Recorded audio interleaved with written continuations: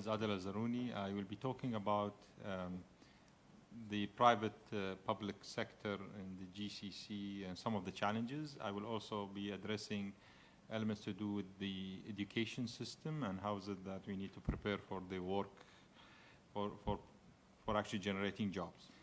Sharing with you a few statistics on family businesses in the GCC,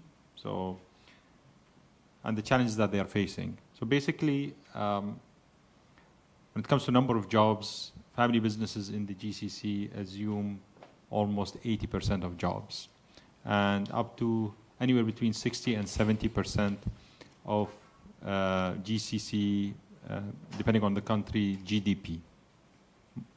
Most of these families came to wealth predominantly in the 50s and 60s with the discovery of oil, and many of them got into fields that are relevant or related to development. So a lot of them got most of their money from real estate or oil and gas and trading.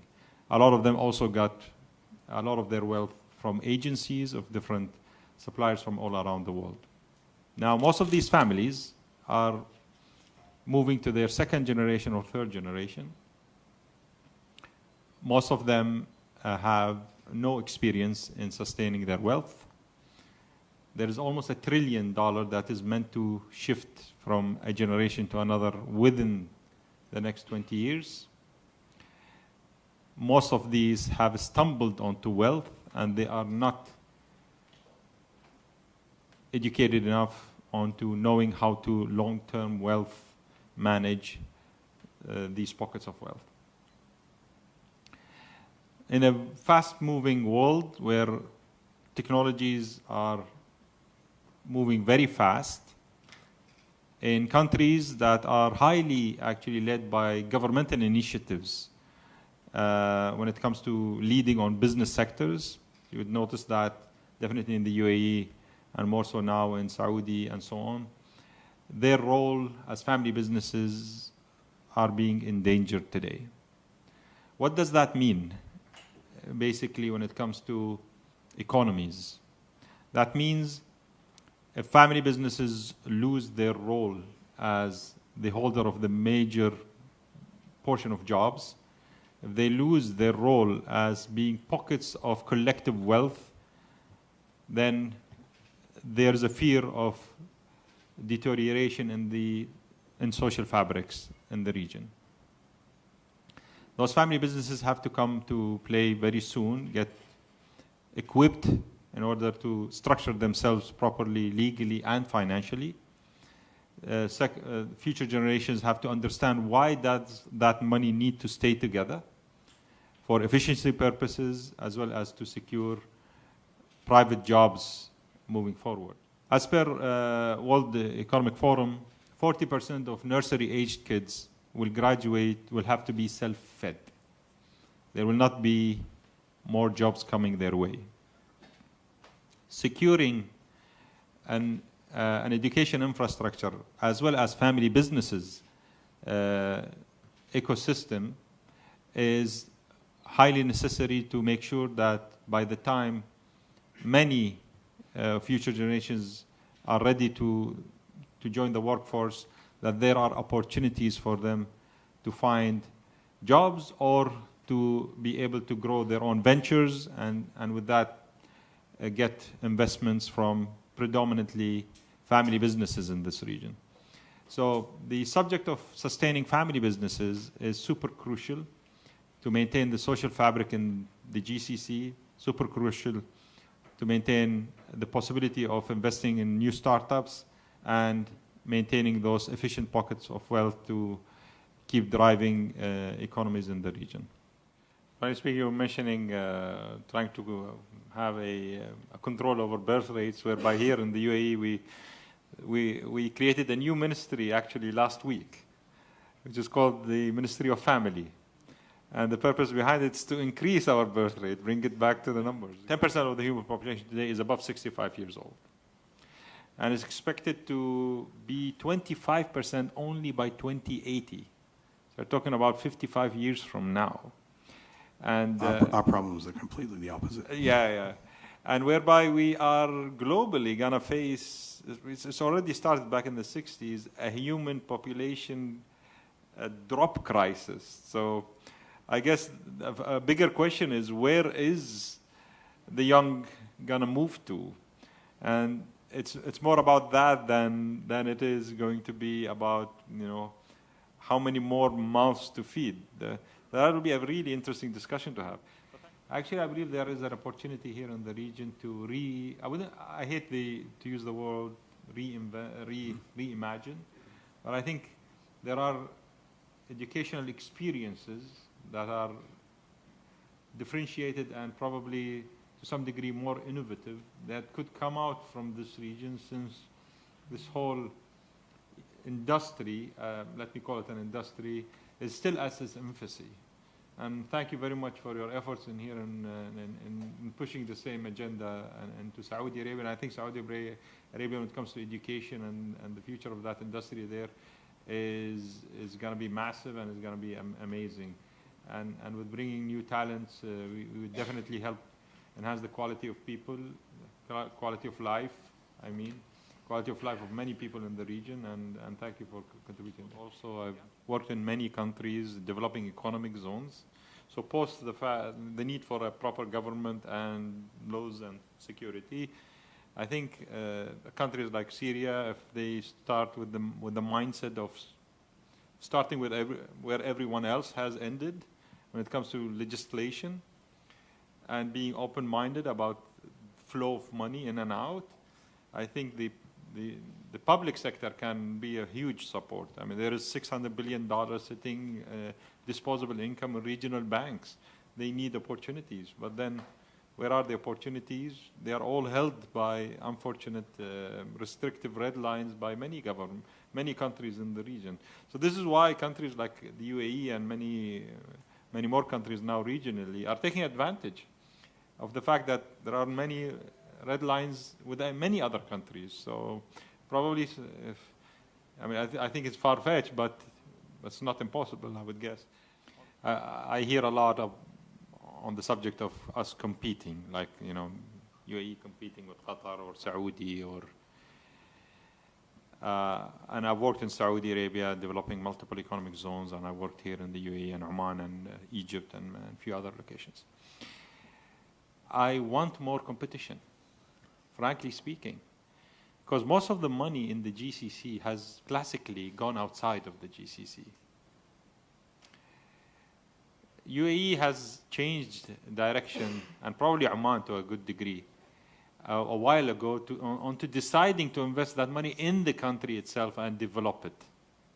Saudi Arabia, for a change, now has always helped others, but never really invested so much in itself. And that's the case now in the GCC. The more Saudi grows, everybody around it will grow. And that will be a bigger collective economy, despite the fact who owns more percentile-wise. But overall GDP, probably there is a case here for a positive outcome. That's my opinion in that. In Dubai, Dubai government at the time, Sheikh Mohammed, encouraged the families to invest in tourism and build hotels. And most of these families, you know, at the time, Dubai was not a destination. It's hot and it's humid and it's desert, and why would it become a tourist destination? So he and the government of Dubai invested in what is today used to be called Chicago Beach Hotel. Now it's called Jumeirah Beach Hotel. And post that, and the success of that, then the families realized that, you know what? Yeah, we probably should invest in Saudi. I've lived in Saudi for 3 years, and I worked in many of these economic zones. I can't believe what's happening today. I wouldn't have guessed that this would happen in my lifetime. But the change that has happened in only a few years, impressive. I can't recognize Riyadh anymore. I lived there. I don't know even the roads anymore. I used to work in Libya at the Gaddafi days. I used to work in Egypt, and I used to work in Syria, and I used to work in Turkey in developing economic zones. And all of these countries wanted change to the positive. And all the other countries in the region were very happy to come and support. Problem you can't support if you don't have political stability. So this unfortunate event that has happened has dragged the region a few decades. And I truly salute the wisdom here in the UAE, and Girgash analogy in his speech was impressive, I have to say. I mean, the wisdom in, this is why peace is more expensive than war. Into trying to bring in a stable region, will the other countries be happy to support? I have no doubt, I've seen it. The challenge is always gonna be that the environment is not something that is regional, yeah? Who produces CO2 historically has leveraged of doing so and gathered a lot of wealth by doing so. And many, unfortunately, are judging the less fortunate countries today, pushing them to be more green when they are economically not stable. I believe it goes back to the same problem, is that we as humans have to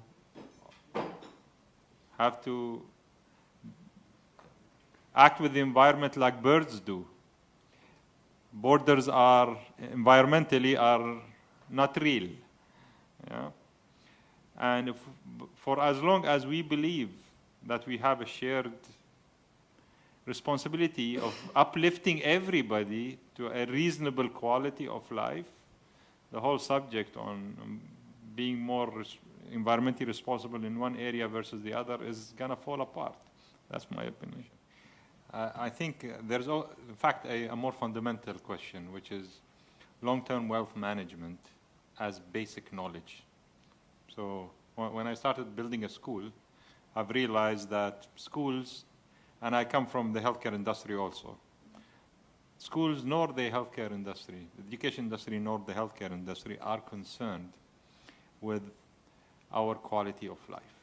And when I say quality of life, I probably segmented into physical well-being, mental well-being, social well-being, and wealth well-being.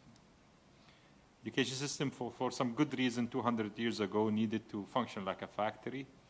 But then you have the question that begs, why is there $600 billion of disposable income sitting in regional banks?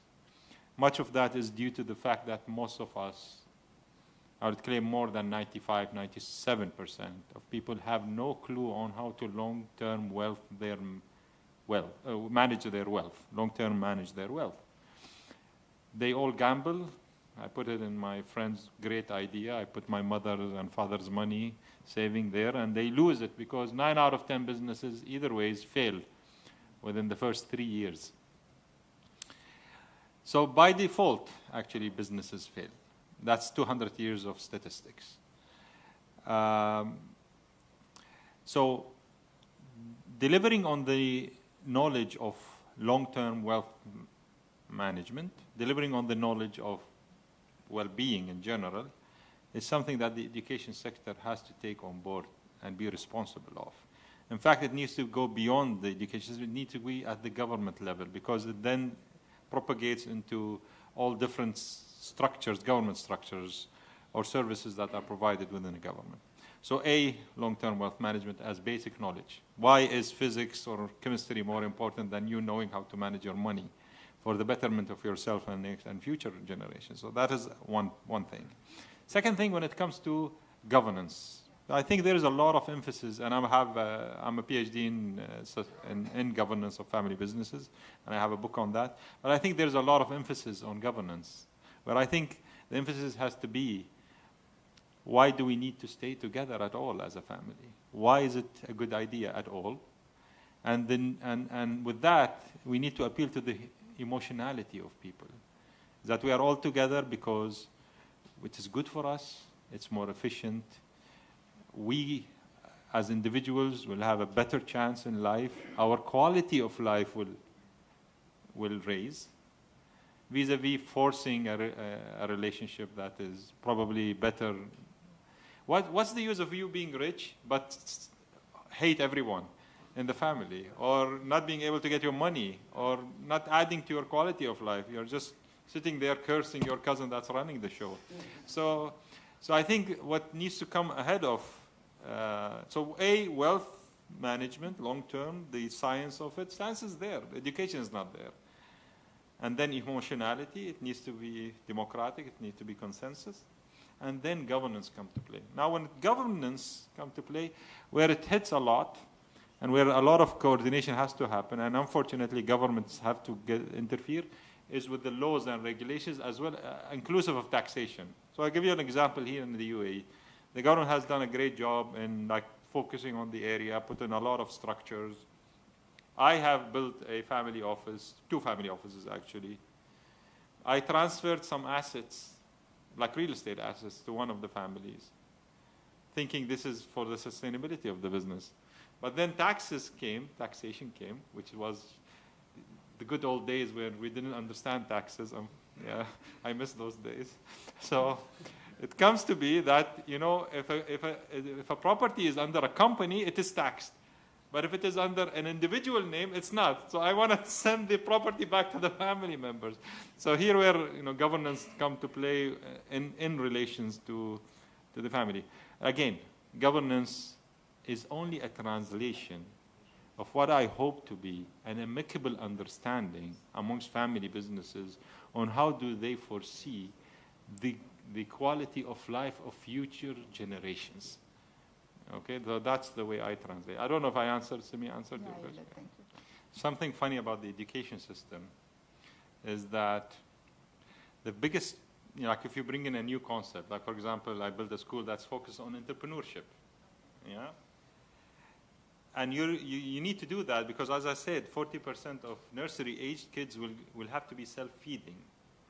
But what the education system produces, and that was due to something that happened in 1796. What happened in 1796?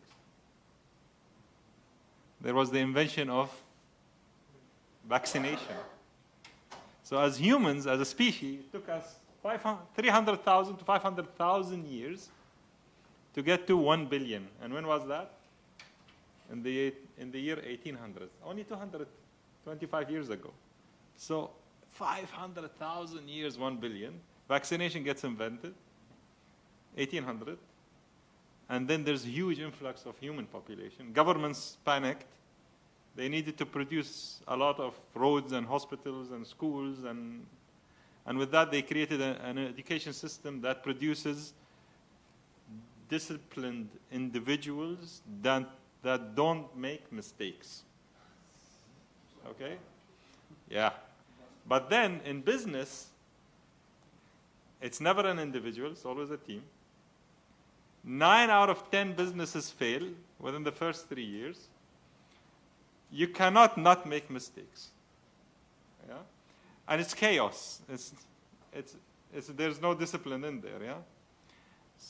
So in order for us as humans to elevate and actually be ready for I don't call it it is a gloomy future because, look, we've been 200 years growing like crazy as a population. By 2080, we'll stop. By 2080, we might stagnate at around 10.5, maybe 2 billion people, of which 25% of them are above 65 years old. Today is 10%. Yeah? Meaning 1/4 of the population does not spend money, does not produce economical input. How would the stock market react to that reality? Today you have stock markets P/E ratios, 20 times and 30 times because they think that we continue to grow as a population, as a species. But if we start decaying today, do you have a clue of today's China's population? It's 1.41 billion. Do you have a clue on how much would it be in the year 2100? Most of the studies. Do you have a lot of them say 760, half. So is real estate gold? Is gold gold? Okay. How would you invest in real estate in China moving forward in mass? I mean, I'm not talking about some pockets. So the question is, how would you ready a whole generation for that kind of a very different reality than the one we lived in the 200 years, which I call an anomaly. We are the luckiest generation that has ever existed in this species, in my opinion. Yes, and we have lived a beautiful anomaly for the last 200 years. That will not last. What a great conclusion to our workshop. I had a really interesting discussion. Thank you very much for giving us the platform to have a lot of knowledge. Thank you very much. I appreciate the input of all the panelists. It was an amazing, it is an amazing panel. And thank you very much for giving us your ears and your comments. Thank you.